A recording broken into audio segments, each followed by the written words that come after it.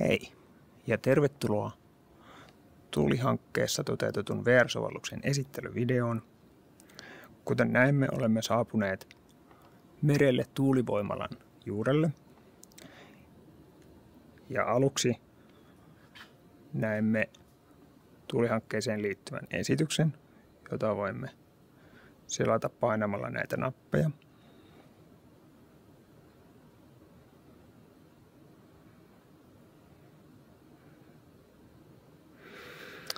Ja jos astumme tuulivoimalan sisälle, niin meitä aluksi heti neuvotaan, että täytyy siivota täältä tällainen öljyläikkä. Kun mennään siihen vierelle, niin saadaan tämmöinen siivoustyökalu. Ja sillä sitten siivotaan öljy pois. Ja tässä meillä on hissi. Siinä on hieman hankkeesta lisätietoa. Ja tässä meillä on tosiaan hissi, ja jos hissiin mennään sisälle, niin täällä on sitten nappeja.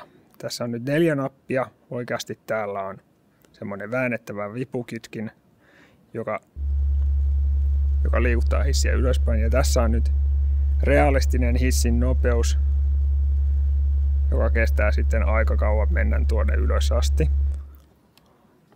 Joten näillä pääsee siis ylös ja alas, mutta me lisättiin sitten tällainen nopeutettu versio, että demaamiseen ei mene niin pitkään. Niin voidaan tällä mennä pikavauhtia huipulle.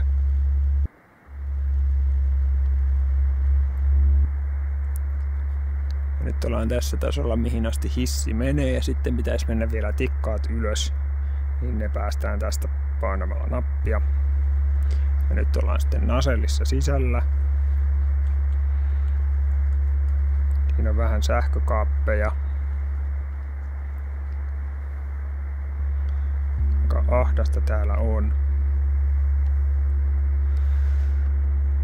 Ja täältä, jos halutaan mennä sitten ihan nasellin katolle tikkaita, painetaan tuosta napista. Ja nyt me ollaan sitten täällä nasellin katolla. Ja siinä on tuulen nopeusmittari.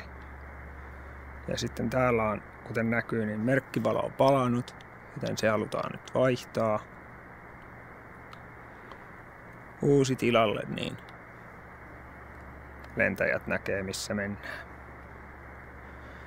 Ja sitten, jos palaamme takaisin alas, niin tässä on sitten erikseen tämä lavankorjaukseen liittyvä tarkastelu. Siinä neuvotaan, mitä halutaan tehdä. Mutta kun mennään tähän tarkasteluun, niin mulla on tällainen vasara. Täällä ensinnäkin leijutaan korkealla ilmassa. Ja nyt koputellaan sitten näitä.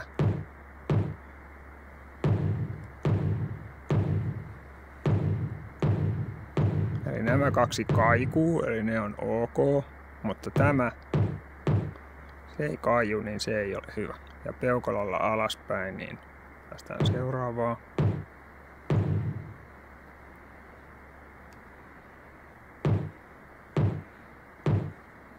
Ne oli kaikki huonoja.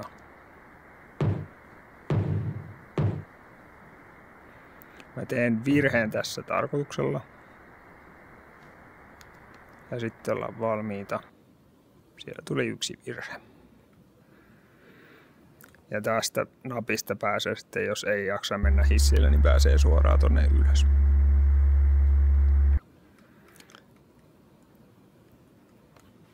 Sellainen. Sitten vaan veneellä takaisin kotiin.